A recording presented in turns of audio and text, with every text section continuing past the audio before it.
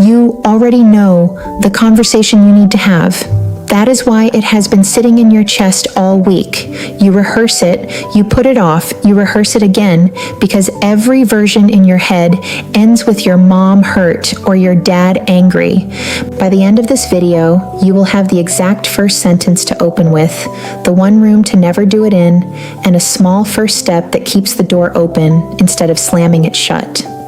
I am Alexis with Rivby's Properties. If there is a talk about your mom or dad moving that you keep starting in your head and never out loud, you are not weak and you are not alone. I am going to hand you both halves of it, the exact words and the setup around them, the way I would coach my own sister across my kitchen table. Nothing to memorize perfectly, no pressure, and no reason to have the whole talk today. Before we dive in, hit like and subscribe so you don't miss the next video.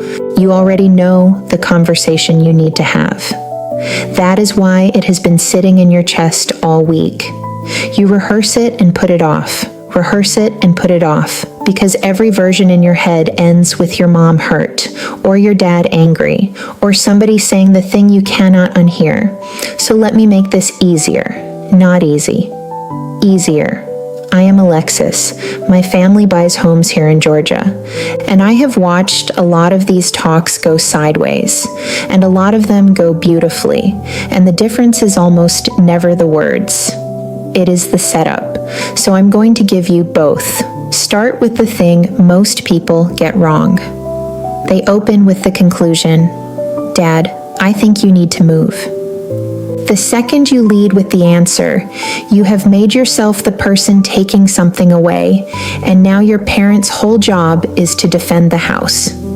You turned a conversation into a negotiation, and you put yourself on the other side of the table from the person you love. So do not open with the answer, open with the worry, and open with a question. Here's what that sounds like. "Dad, can I talk to you about something that has been on my mind? I am not trying to move you anywhere. I just want to understand how things are really going. That is it. You are not proposing. You are asking, and you mean it.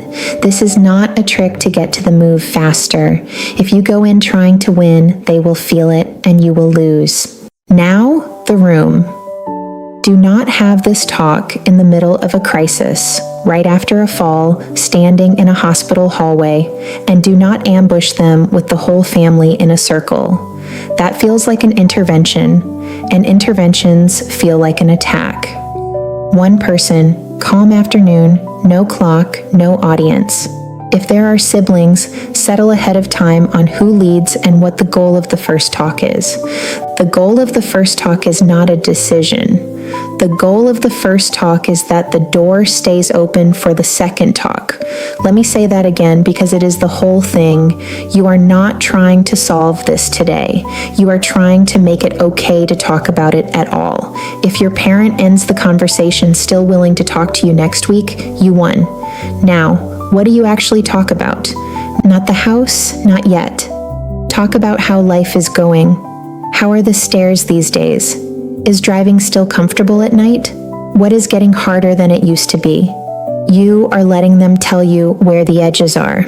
And here's the part that takes real discipline. When they tell you something is hard, do not jump to fixing it, just listen. Say, "That sounds frustrating." Let it sit.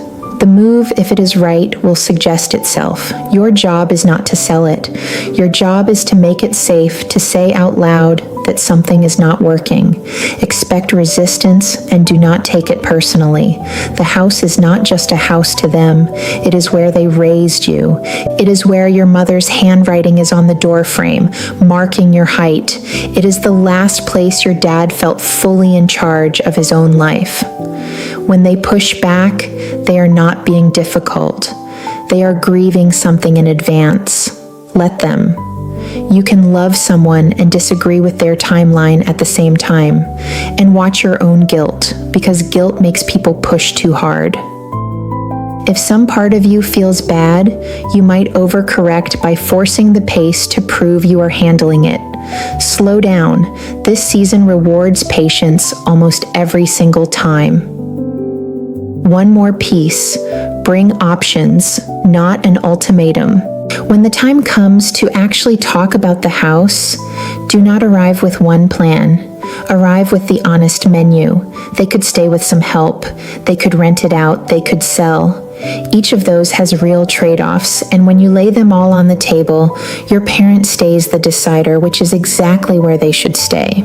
We have separate videos on each of those paths, and I will link them below.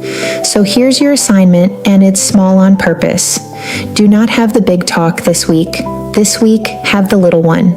Open the door, ask one honest question about how things are going, and then actually listen to the answer. That is the whole first step. The rest gets so much easier once the door is open. RIV Buys. Properties is a Georgia family that buys homes directly. We are not agents, advisors, or care providers, and nothing here is advice for your specific situation. This is education, not advice. You can do this. You do not have to do it perfectly. You just have to do it kindly. When the conversation finally reaches the house, and that may be a long way off, we have honest videos on each path your parent could take, staying put with some help, renting it out, or selling.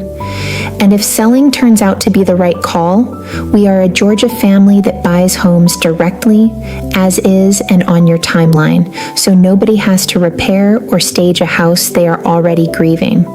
The link is in the description, and the quick form at rivbuysproperties.com is there whenever you are ready. Have the small talk first. The house can wait.